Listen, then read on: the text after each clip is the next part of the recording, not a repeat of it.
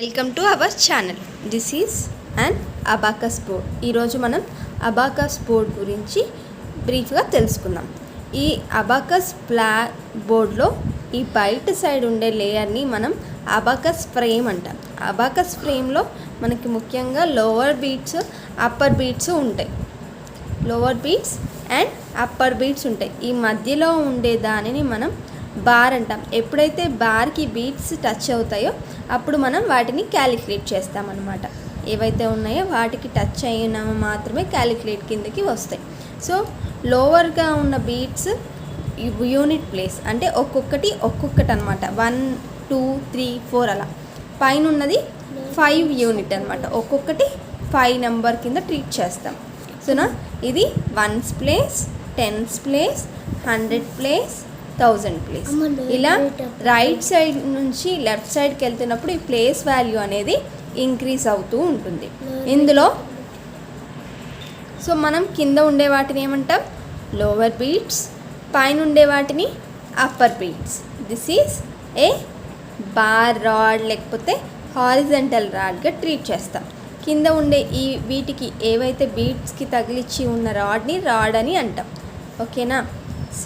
So this is upper beat, lower beat, rod, bar and frame is the main parts in the abacus board. ఈ abacus బోర్డ్ని use చేసి addition, multiplication, subtractions, division, fractions లాంటి ప్రాబ్లమ్స్ని మనం ఈజీగా solve చేయొచ్చు.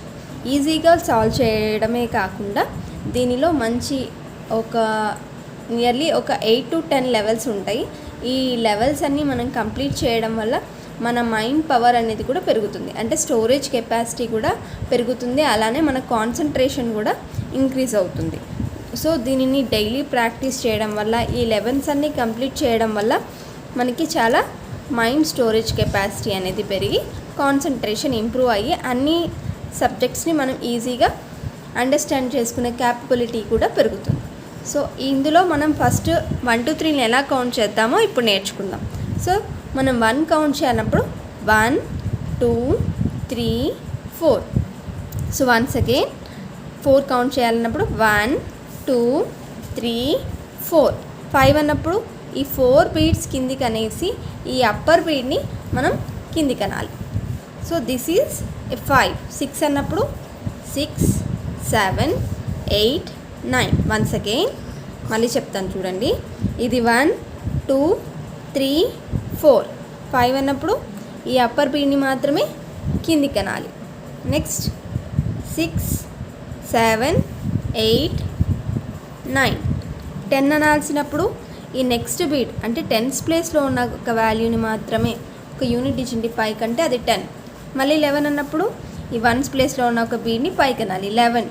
Next 12 13 14 15 అన్నప్పుడు ఇవన్నీ కిందికి అనేసి ఈ 5 యూనిట్ అనేది కిందికి అనాలి 15 16 17 18 19.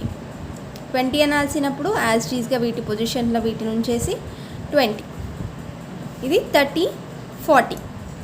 నెక్స్ట్ 50 60 70 80 90. 100 అన్నప్పుడు 100 ప్లేస్లో ఉన్న ఒక వాల్యూని ఇలా ఇంప్రూవ్ పైకి అనాలన్నమాట. ఈ రాడ్కి టచ్ అయినప్పుడు దీని వాల్యూ 100 అనమాట. సో అలాంటప్పుడు మనం క్యాలిక్యులేట్ చేస్తాం. ఇది మీకు అర్థమైంది అనుకుంటున్నాను. మీకు ఏమైనా డౌట్స్ ఉన్నా, ఇంకేమైనా ఇంప్రూవ్మెంట్ కావాలన్నా, ఇంకేమైనా సజెషన్స్ కావాలన్నా నాకు కామెంట్ సెక్షన్లో తెలియజేయండి. Thank you for watching.